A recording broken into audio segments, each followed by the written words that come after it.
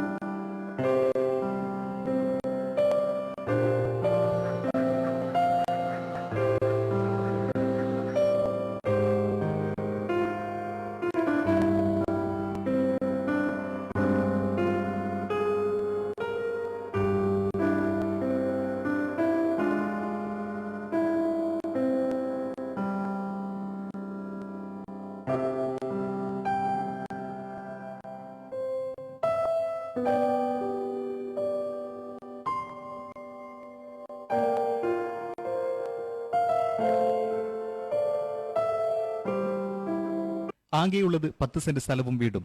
അതിലെന്ത് കൃഷി ചെയ്യാൻ എന്ന് നിരാശപ്പെടുന്ന ഒട്ടേറെ പേർ നമ്മുടെ നാട്ടിലുണ്ട്. കുറഞ്ഞ സ്ഥലത്ത് കൃഷി ചെയ്ത് ജീവിതത്തിനോട് പൊരുതി വിജയം കൈവരിച്ച നിരവധി പേർ നമുക്കിടയിൽ തന്നെ ഉണ്ടെന്ന വസ്തുത നാം അറിയാതെ പോകുന്നു. കൃഷിയിടത്തിന്റെ വിസ്തൃതിയിലല്ല, മറിച്ച് സാഹചര്യങ്ങൾ അനുസൃതമായി അവ ക്രമീകരിക്കുന്നതാണ് വിജയങ്ങളുടെ രഹസ്യം. ജീവിത സാഹചര്യങ്ങളെ പഴിച്ച് ജീവിതം തള്ളി നീക്കുന്നവരുടെ ഇടയിൽ ആത്മവിശ്വാസം കൈമുതലാക്കി ജീവിത യാഥാർത്ഥ്യങ്ങളിലേക്ക് പൊരുതി ജീവിത വിജയം കൈവരിക്കുകയാണ് ഈ കർഷകൻ.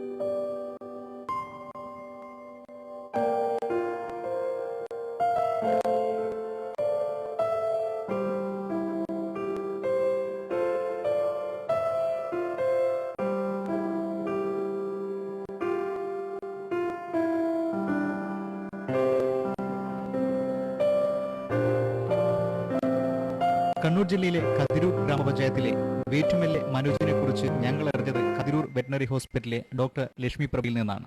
പ്രതികൂല ജീവിത സാഹചര്യങ്ങളെ ആത്മവിശ്വാസത്തോടെ നേരിട്ട മനോജിനെ കുറിച്ച് കൂടുതൽ അറിയേണ്ടത് ആവശ്യമായി തോന്നി. വേറ്റുമെല്ലെ മനോജിന്റെ വീട്ടിലെത്തിയ ഞങ്ങളെ എതിരേൽക്കാനായി മലബാറി ജമുന പാരി ആടുകളും ഗിരിരാജ കോഴികളും താറാവും മൊയിലുകളും അലങ്കാര മത്സ്യങ്ങളും ഇവയുടെ കാവൽക്കാരനായി നിശ്ചയദാർഢ്യത്തോടെ മനോജും കാത്തുനിൽക്കുന്നുണ്ടായിരുന്നു.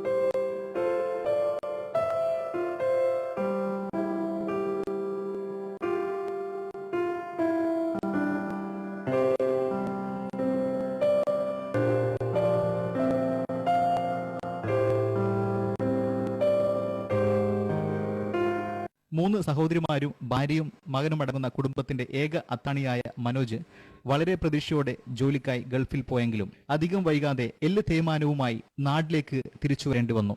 ശേഷം വലിയ ഒരു ശസ്ത്രക്രിയക്ക് വിധേയനായെങ്കിലും നിർഭാഗ്യവശാൽ ഒരു കാലിന് ചലനശേഷി നഷ്ടപ്പെടുകയും തുടർന്ന് കഴിഞ്ഞ 10 വർഷത്തോളമായി തുടർ ചികിത്സയും ശാരീരിക വൈകല്യങ്ങളും മനോജിന്റെ ജീവിതം ഏറെ ദുഷ്കരമാക്കി.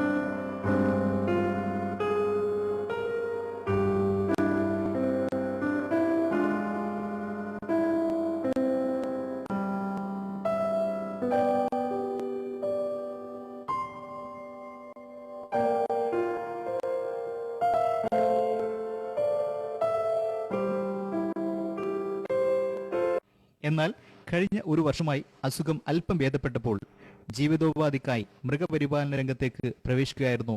ഈ അവസരത്തിലാണ് പഞ്ചായത്തിൽ നിന്ന് 6 ആടുകളെ ലഭിച്ചത്. മലബാറി, ജംനാപ്യാരി ഇനത്തിലുള്ള ആടുകളാണിവ. നല്ല രീതിയിൽ വളർത്തിയാൽ ഒരു വർഷം കൊണ്ട് ഇവ വിൽപ്പനയ്ക്കാവശ്യമായ വളർച്ച നേടുന്നവയാണ്. വിൽപ്പന വഴി ഇവയ്ക്ക് നല്ല വരുമാനം ലഭിക്കുമെന്ന് മനോജ് സൂചിപ്പിച്ചു.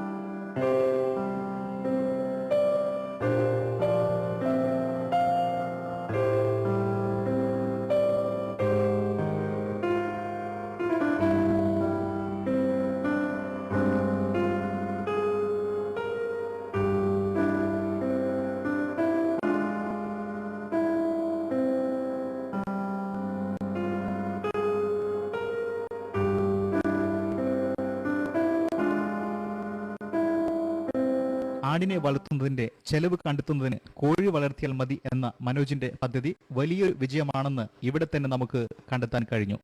40ഓളം കോഴികളാണ് ഇവിടെയുള്ളത്. ഗിരിരാജ ഇനത്തിലുള്ളവയിൽ നിന്നും ദിവസേന 25 അധികം മുട്ട ലഭിക്കുന്നു. ഇങ്ങനെ ലഭിക്കുന്ന വരുമാനത്തിലൂടെ ആട് വളർത്തലിന്റെ ചെലവ് കണ്ടെത്താൻ കഴിയുന്നു.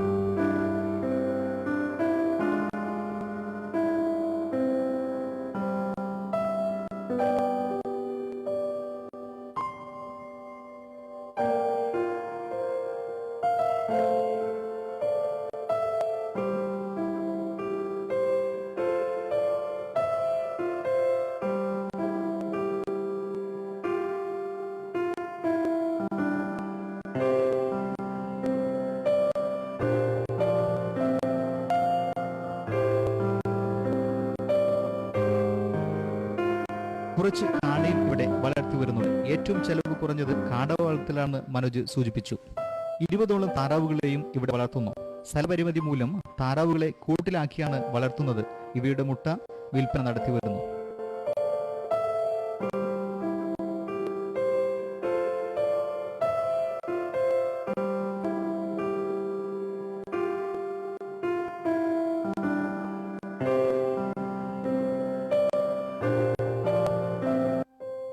ധാരാളം മുയലിനെയും മനോജിന്റെ ഗൃഹപരിപാലനത്തിൽ കാണാം. മുയലിനെയും വിൽപ്പനയാണ് നടത്തിവരുന്നത്. ഓരോ പ്രസവത്തിലും 10-ൽ കുറഞ്ഞ കുഞ്ഞുങ്ങളെ ലഭിക്കും. 2 മാസം പ്രായമായി വരുന്ന മുയലിന് 700 രൂപയോളം ലഭിക്കുന്നതായി മനോജ് പറയുന്നു.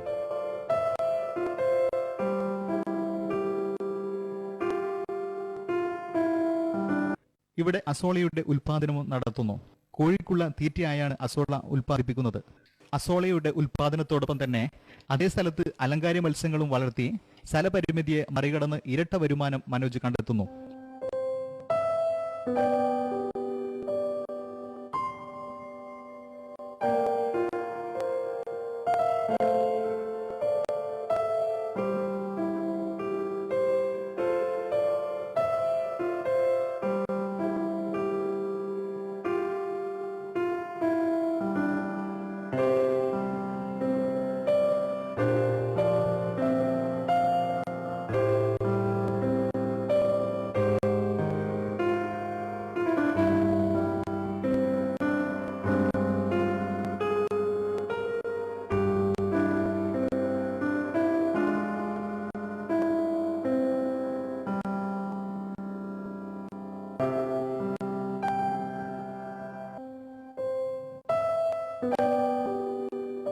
ആടിനും കോഴിക്കും മുയലിനും കാവലായി ഇവിടെ ഒരു നായയും വളർത്തുന്നു.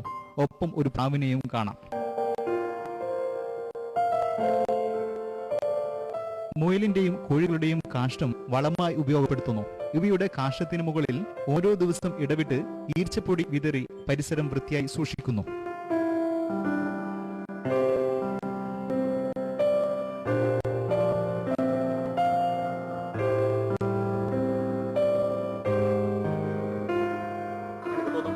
സംബന്ധിച്ചിടത്തോളം ജീവിതത്തിന്റെ ഒരുപാട് പ്രയാസങ്ങൾ നേരിട്ട് അതിനെ തരണം ചെയ്യാൻ വേണ്ടിയിട്ട് അല്ലെ ഒരു ശരിക്കും പറഞ്ഞാൽ നമ്മുടെ കാണുന്നവർക്ക് ഒരു മാതൃക കൂടിയാണ്. കാരണം ഒരുപാട് പ്രശ്നങ്ങൾ വരും, എപ്പോഴും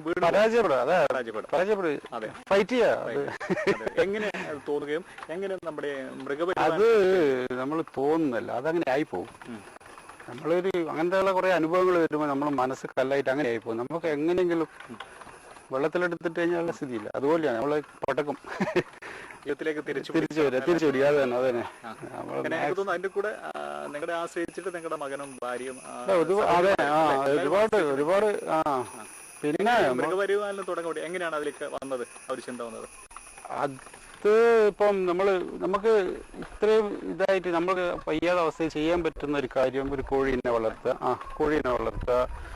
പിന്നെ അതിപ്പോ ഇവള് പറഞ്ഞ നമുക്ക് ആടിനെ ഇവള് ഭാര്യയോട് ചോദിച്ചപ്പോ ആടിനെ പോറ്റാൻ തയ്യാറുണ്ടോന്ന് ചോദിച്ചാൽ തയ്യാറുണ്ട്. അപ്പൊ ഇവളൊക്കെ പിന്നെ ഇവർക്ക് ഭാര്യയ്ക്ക് വേണ്ടി ഇങ്ങനെ അധ്വാനം കുറച്ചിട്ട് എങ്ങനെ ചെയ്യാം. അതിലാണ് ഇങ്ങനത്തെ കൂടുകളല്ലോ നമുക്ക് ഏറ്റവും അധ്വാനം കുറഞ്ഞ് ചെയ്യാൻ പറ്റുന്നത്. ഇപ്പം ആലയൊക്കെ വൃത്തിയാക്കലും ക്ലീനാക്കലും പിന്നെ മണത്തിന്റെ അപ്പൊ എല്ലാ ആൾക്കാർക്കും പ്രശ്നമാണ്. അതൊക്കെ ഒഴിവാക്കിയിട്ട് ചെയ്യാൻ വേണ്ടിട്ടാണ് ഇപ്പൊ ഇതില് ഇത്തരത്തിലൊരു മുൻപരിചയം ഒട്ടുമില്ല. ഉണ്ട്. നമ്മള് എന്റെ ചെറുപ്പത്തിൽ എന്റെ പെങ്ങന്മാരൊക്കെ ആടിനെ വളർത്തിയ നമ്മള് ചെറുതിലെ നമ്മള് ആടിന്റെ ഇതുണ്ട്, ആടും കോഴിയെല്ലാം എപ്പോഴും ഉണ്ടായിരുന്നു. പിന്നെ അതെല്ലാം നല്ല സാധനങ്ങളല്ലേ. ഇപ്പൊ നമ്മളെ മണ്ണ് പോയി, മണ്ണര ഇല്ല. മണ്ണര കമ്പോസ്റ്റ് എന്ന് പറഞ്ഞിട്ട് നമ്മള് ആർട്ടിഫിഷ്യലായിട്ട് പെട്ടിയിൽ ഉണ്ടാക്കേണ്ട കാര്യമില്ല. ഇത് നമ്മള് ചപ്പ് വീണ് അടിച്ചിട്ട് കോഴിയും മറ്റുള്ള സാധനങ്ങൾ ഇതിന്റെ വളം ഇപ്പൊ നിങ്ങൾ എവിടെ നോക്കിയാലും മണ്ണിരാണ്. അത് വന്നാൽ പിന്നെ മണ്ണ് പിന്നെയും എന്താ പറയാ നമ്മളിപ്പം പറയാ നല്ല എന്തിനും വിളവെടുക്കുന്നത് കന്യകയായി എന്ന് പറയില്ലേ, അങ്ങനെയല്ല അതുപോലെയാവും. അപ്പോൾ ഇത് ആവശ്യമാണ്. കോഴിയും ആടൊക്കെ നമുക്ക് ഒരാടിനെങ്കിലും ഒരു വീട്ടിൽ പോയിട്ട് അത് നല്ലൊരു വരുമാനമാണ്. പിന്നെ കോഴി നമ്മളെ എല്ലാത്തിനെയും പോറ്റുന്ന സാധനമാണ് കോഴീൻ്റെ മുട്ട കൊണ്ടാണ് നമ്മളിപ്പോൾ ആടിനെ തീറ്റ വാങ്ങിക്കുന്നത്. നമ്മളെ സംബന്ധിച്ചിടത്തോളം എന്ന് പറഞ്ഞാൽ നമുക്ക് ആടിനെ തനിച്ച് പോറ്റാൻ പറ്റില്ല. അതുകൊണ്ട് തന്നെ കോഴീനെ ആദ്യം വളർത്തി അതിൻ്റെ കോഴീൻ്റെ താറാവിൻ്റെ മുട്ട കൊണ്ടാണ് ആടിൻ്റെ തീറ്റ വാങ്ങിക്കുന്നത്. അപ്പോൾ ഇവർ പരസ്പരം ആശ്രയിച്ച് ജീവിക്കുന്നു. ആട് കോഴീനെ അപ്പോൾ നമുക്ക് ഇതിനെ പരിശീലിക്കേണ്ട കാര്യമുള്ളൂ. കോഴീനെ വളർത്തുക, അതിൻ്റെ മുട്ടേനെ കൊണ്ട് ആടിനെ തീറ്റ വാങ്ങിക്കുക, ആടിനെ പോറ്റുക. പിന്നെ അതിന് കഷ്ടപ്പെടണം. അത് അവൾ തന്നെയാണ് ചെയ്യുന്നത്, ഞാനല്ല, ഭാര്യ തന്നെയാണ്. അത് കുറച്ച് കഷ്ടപ്പെടലാണ്. കുറച്ചൊന്നും ഇതിപ്പോ നമ്മൾ ഈ പറഞ്ഞ പോലെ കോഴിയും ആടും അതിന്റെ കൂടെ എനിക്ക് തോന്നുന്നു താറാവുണ്ട്, മുയലുണ്ട്, അല്ലെ, കാടയുണ്ട്, ഇതൊക്കെ ചെയ്യുന്നുണ്ട്. എങ്ങനെ ഇതൊക്കെ ഒന്നിച്ച് ചെയ്ത് കൊണ്ടുപോകുമ്പോഴുള്ള അത് എന്താ പറയാ, നമ്മളിപ്പോ അതിനകത്ത് ഇറങ്ങിക്കഴിഞ്ഞാല് ആകെ മുങ്ങിയ ശീലമെന്നു പറയുന്നത് അതുപോലെ ഇറങ്ങിക്കഴിഞ്ഞാൽ നമുക്ക് ഇതങ്ങ് നടക്കും. ഇനിയിപ്പം കാടേനെ സംബന്ധിച്ച് കോഴീനേക്കാളൊക്കെ ഏറ്റവും ഈസിയാ വളർത്തുക എന്ന് പറഞ്ഞു കഴിഞ്ഞാൽ സ്ഥലം അത്രയേ വേണ്ടൂ. പിന്നെ ചെലവ്, ഒരു കാടൊക്കെ ഇത്തിരി തീറ്റയെ വേണ്ടു, ഒരു 30 ഗ്രാം തീറ്റ ഒരു നേരം അത്രയേ വേണ്ടൂ. അപ്പോൾ കാടേൻ്റെ ഇറച്ചി ഇത് മാർക്കറ്റിംഗ് ചെയ്യാനുള്ള ഇതില്ലെങ്കിൽ കാട നല്ല ഇത് തന്നെയാണ്. പിന്നെ മുയൽ ഒരു താല്പര്യത്തിൻ്റെ മേല ഞാൻ ഒരാൾ കുത്തി പൊന്തിച്ചതാണ്. അങ്ങനെ മുയലിൻ്റെ ഇങ്ങനെ ബ്രീഡാകും. പെട്ടെന്ന് ബ്രീഡായി തുടങ്ങിക്കഴിഞ്ഞാൽ പിന്നെ 8 കുട്ടികളുടെ മേലെ എന്തായി ഉണ്ടാവും. എനിക്ക് തോന്നുന്നു വിൽപ്പന വിൽക്കാനുള്ള ഇതുണ്ടാവും. അത് അങ്ങനത്തെ ഒരു സ്റ്റേജിൽ എത്തിയില്ല, സ്റ്റാർട്ടിംഗ് ആണ് അത്. അതൊക്കെ എനിക്ക് തോന്നുന്നു ഇതിന്റെ കൂടെയാണ് അസോളയുടെ ഇത്. പിന്നെ അതൊരു താല്പര്യത്തിന്റെ മേലെ ഇറങ്ങിയതാണ് അസോള. പിന്നെ നല്ല തീറ്റയാണ്.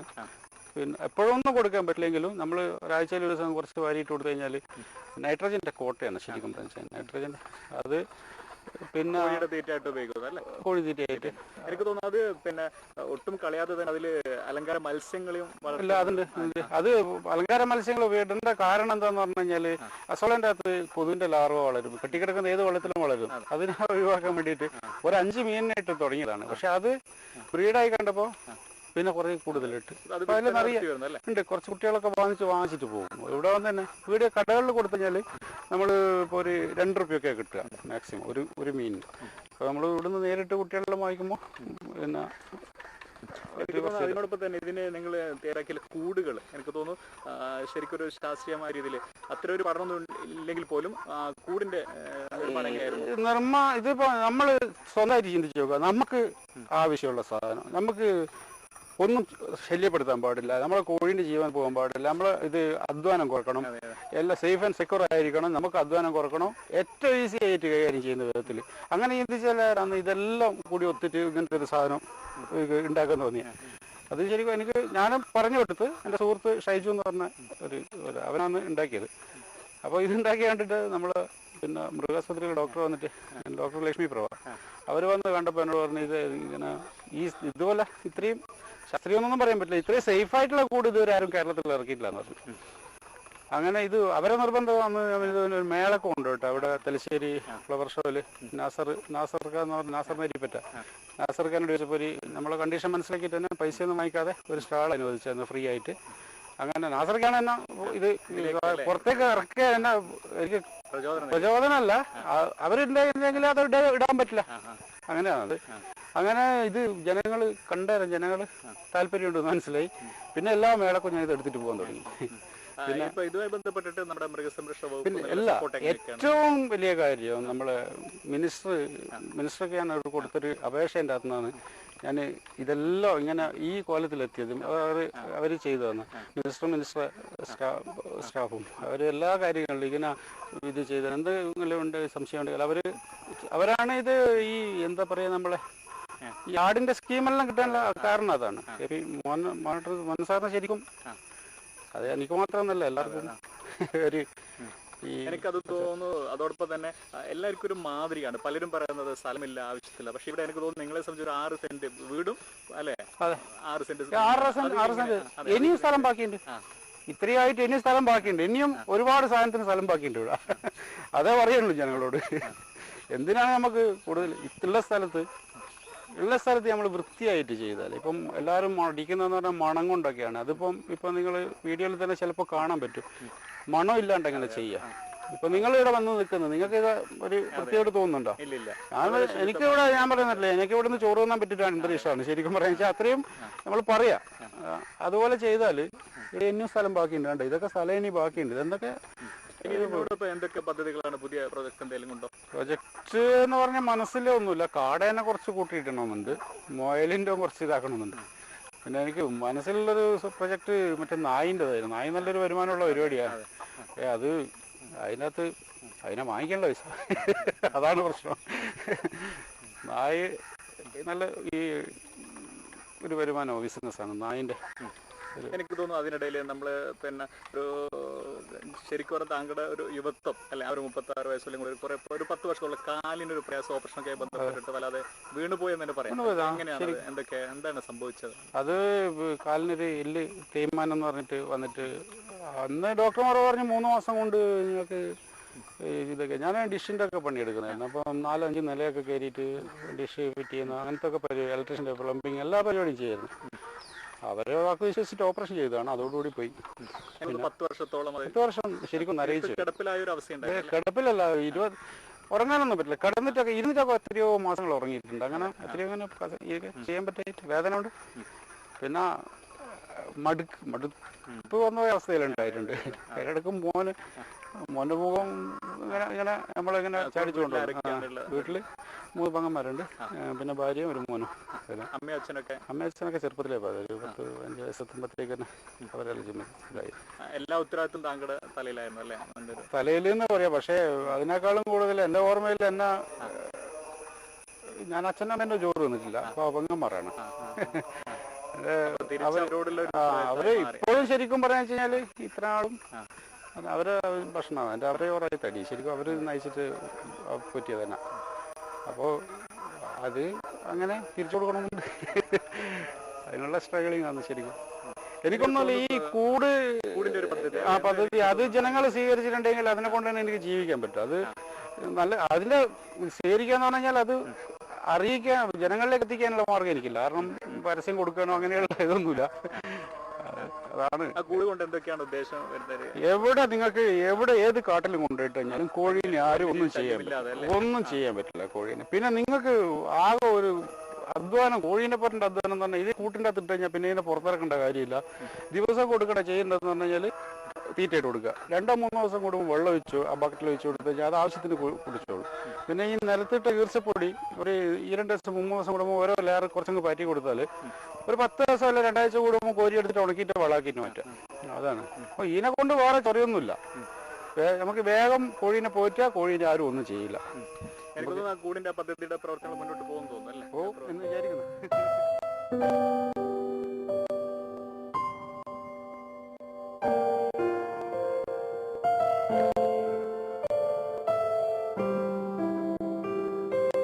മനോജിന്റെ വലിയൊരു പ്രത്യേകതയും കർഷകർക്കുള്ള ഒരു മാതൃകയും ആവുന്നത് വീട് ഉൾപ്പെടെയുള്ള വെറും 6 സെന്റ് ഭൂമിയിലാണ് ആട്, കോഴി, കാട, മുയൽ, അസോള, അലങ്കാര മത്സ്യങ്ങൾ, ഒപ്പം വേൽക്കാല, വെണ്ട, തക്കാളി, കോളിഫ്ലവർ എന്നീ പച്ചക്കറികളും നടത്തി വരുന്നത് എന്നതാണ്.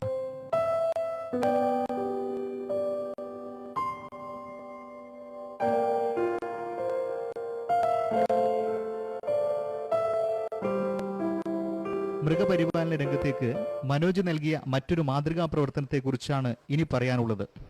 കോഴികളെയും മറ്റും വളർത്തുന്നവരുടെ ഇന്നത്തെ ഏറ്റവും വലിയ പരാതി കോഴികളെ നായയും കുറുക്കനും മോഷിക്കുന്നതിനാൽ ഇവയെ വളർത്താനാവുന്നില്ലെന്നതാണ്. സുരക്ഷിതമായ കൂട് നിർമ്മിച്ച് മാതൃകയായ മനോജ് ഇതിലൂടെ ഇന്ന് വരുമാനം കണ്ടെത്തുന്നു. കൂട് നിർമ്മാണത്തിന് ആദ്യം ഉറ്റസുഹൃത്ത് ഷൈജു ആവശ്യമായ വെൽഡിംഗ് ചെയ്തു കൊടുത്തു. ഇന്ന് മനോജ് തന്നെ പൂർണ്ണമായും വെൽഡിംഗ് ഉൾപ്പെടെ എല്ലാ ജോലിയും ചെയ്തു വരുന്നു. വലിയ 12ഓളം കോഴികൾക്കുള്ള ഒരു കൂടിന് 5000 രൂപ മാത്രമേയുള്ളൂ. തലശ്ശേരിയിൽ നടന്ന ഒരു ഫ്ലവർ ഷോയിൽ കൂടിന്റെ പ്രദർശനം നടത്തിയതോടെയാണ് മനോജിന്റെ ഭാഗ്യം കൈവന്നതെന്ന് പറയാം. 15ഓളം കൂടിനുള്ള ഓർഡർ ആ അവസരത്തിൽ ലഭിച്ചെന്ന് മനോജ് പറയുന്നു. മനോജിന്റെ ശാരീരിക സാമ്പത്തിക പ്രയാസം നേരിട്ടറിഞ്ഞ കൃഷി വകുപ്പ് മന്ത്രി സുരക്ഷിത കോഴിക്കൂട് നിർമ്മാണ പദ്ധതിയുടെ പ്രാരംഭഘട്ടത്തിൽ എത്തിയിരിക്കുകയാണ്. ഈ പദ്ധതി നടത്തിപ്പിലാവുകയാണെങ്കിൽ തന്റെ കടബാധ്യതകൾ മാറ്റാമെന്നും മികച്ച ഒരു സംരംഭമായി ഇത് മാറ്റിയെടുക്കാമെന്നും യുവാക്കൾക്ക് ഇത്തരത്തിലുള്ള ജോലി സാധ്യതയും വർദ്ധിക്കുമെന്നും ആത്മവിശ്വാസത്തിലാണ് മനോജ്.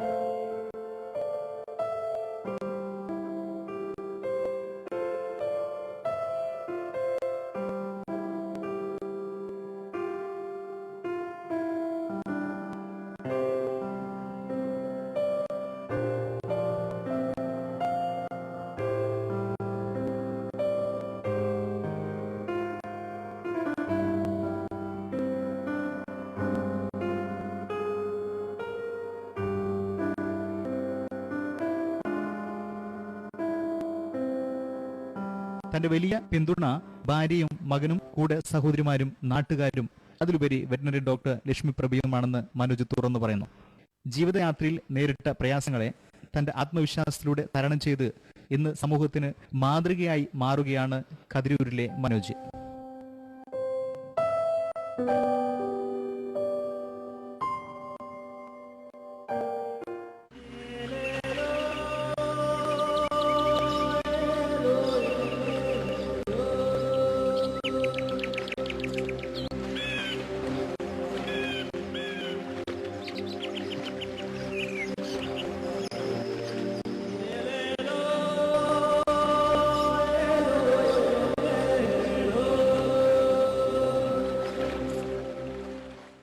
ചുരുങ്ങിയ സ്ഥലം ഉപയോഗപ്പെടുത്തി മൃഗപരിപാലനത്തിലൂടെ വിജയം കൊയ്ത, അതോടൊപ്പം തന്നെ സുരക്ഷിത കോഴിക്കൂട് നിർമ്മാണത്തിലൂടെ സംസ്ഥാനത്തിന് തന്നെ മാതൃകാ പദ്ധതിയുമായി മുന്നോട്ട് പോകുന്ന കതിരൂർ വേറ്റുമലെ മനോജിന്റെ വിജയഗാഥയാണ് നമ്മൾ കണ്ടത്.